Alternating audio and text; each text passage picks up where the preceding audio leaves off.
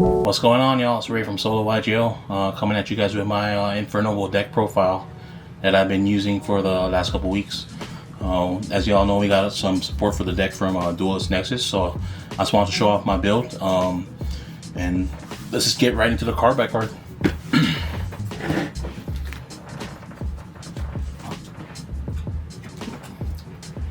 Starting off with Neospace Connector and the Neospatian Aqua Dolphin. This is your normal summon of the deck.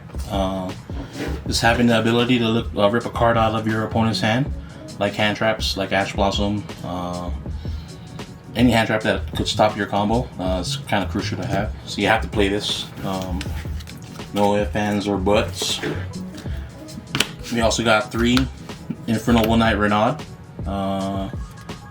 Just having this card to recycle stuff from your graveyard, you have to have it at 3. The special summoning effect and using it as a tuner comes up a lot, so maximizing it, and it's a good starting combo piece. Next up, we got Infernoble Knight Ogier. Also important, the Foolish Burial effect, just letting you start your combo off, and the fact that it's a level 4. Also a normal summon of the deck. Must play it at 3. Next up, we got Infernoble Knight Oliver. I play him at 2. This is one of the targets you equip Charles with at the end phase to give it that not protection, but the effect for not being targeted by effects. Comes up a lot. This helps you protect you and insulate your board. Next up, I run Roland at 1. I believe this is the sole target, because you don't want to use it during your turn. Just having 1 extra Infernoble Knight name in the deck I think is important. So I chose to run Roland. A lot of people run Magus or Astolfo, but I chose Roland because I like its quick effect to equip and add 500 attack points. Next up, I run 1 Rich Cardetto and 1 Turpin. These are the new cards from Duelist Nexus. Just good utility to combo off, and this is what you summon off of this old going first to help you get into your Angelica plays. Next up, I run 1 Fireflint Lady for the looping of the Aqua Dolphin, so you can rip 2 cards out of your opponent's hand instead of 1. Because it's once per turn, I decided to just play 1 copy. Then I also run Immortal Phoenix Gearfried. It's a level 9 free body.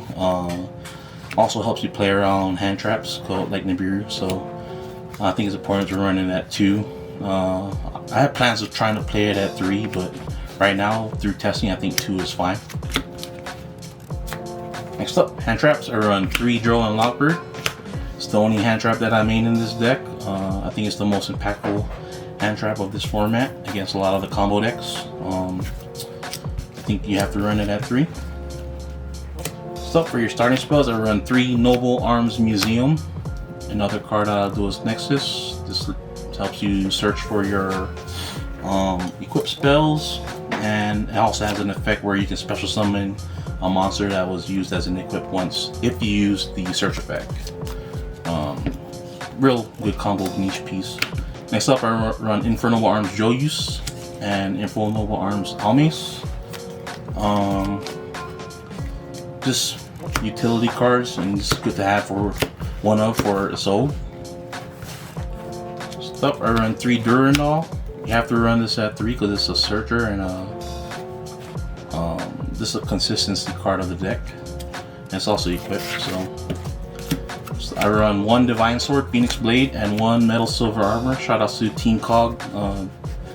This combo with Oliver, it's kind of nice where it just makes your Charles pretty much can't be dealt with, and just insulates your board. So next up, I run 3 Heritage of the Chalice. Same thing as your Durandal. It's another consistency piece of the deck. You have to run it at 3. Next up, I run 3 Triple Tactics talents. This deck will get hand trapped to death, so I think you have to run this card at 3. Another option to rip another card out of your opponent's hand is nice. put them on the less resources. Makes so you can seal games. Next up, more consistency cards are Called by the Grave. One Terraforming and one Reinforcement of the Army, because this is a warrior deck.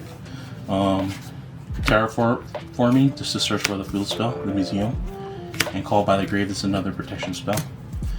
And I chose to main deck 3 Solemn Judgment. This is my out to cards like Dark Ruler No More and Evenly Match. You don't mind paying half your life points if it means you're gonna win the game. So Solemn Judgment is a great card to shut down any board breakers. So 43 card main deck.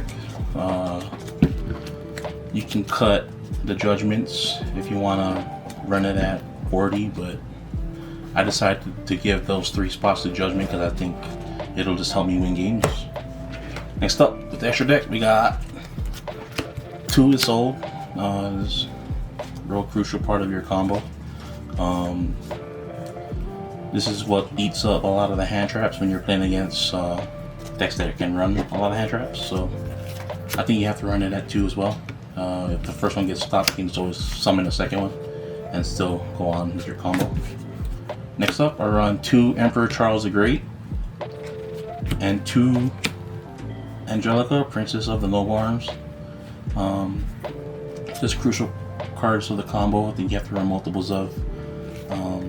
Not just because of Cash Tier or anything like that, but it's just good to have for follow-up, or if you have to like have a grind game. It's good to have options to go into. I also run 2 Infernoble Knight Captain Rowan's. Again, just have for more follow-up if you have to have a grind game. I run 1 Infernoble Knight Emperor Charles. You only need 1, because you can always recur it back, so 1 is fine. I also run Lavalval X-Lord. It's another negate for the deck. Easy to get into because it's level 8 as well. Next up, I run Baron de Fleur. Everybody's favorite synchro monster. Gotta run it. It's a warrior deck. I also run Blackluster Soldier, Soldier of Chaos. This is a good option to go into. It's a Link 3, easy to make in this deck. And if you're not playing that one, you're just wrong. Yeah. No, you have to take that back. Yeah, you have to play this card. This card is busted. Next up, I run the Utopia package. Absolutely busted in this deck.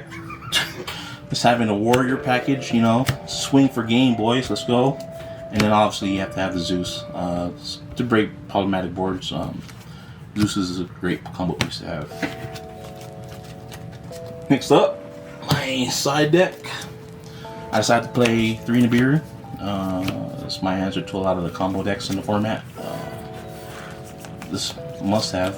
Next up, I run 2 Lightning Storm and 1 heavy Harpy's Feather Duster, just for back row removal and removal in general. 3 Evenly Matched. This is another good card going second. This is to break boards. And I also have 3 Dark Ruler No More. Again, it's break boards. And then my only going first card in my side deck, I chose to run 3 Anti-Spell Fragrance just to combat against spell heavy deck strategies like Runix, your occasional Sky Striker player that might pop up at your locals one day. Split this on them and be like, nah, you ain't playing, boy. You're taking that W. So yeah, that's my Infernoble deck for the August 2023 format. If you guys have any comments or suggestions, leave them in the comments below. See you all on the next one. Peace.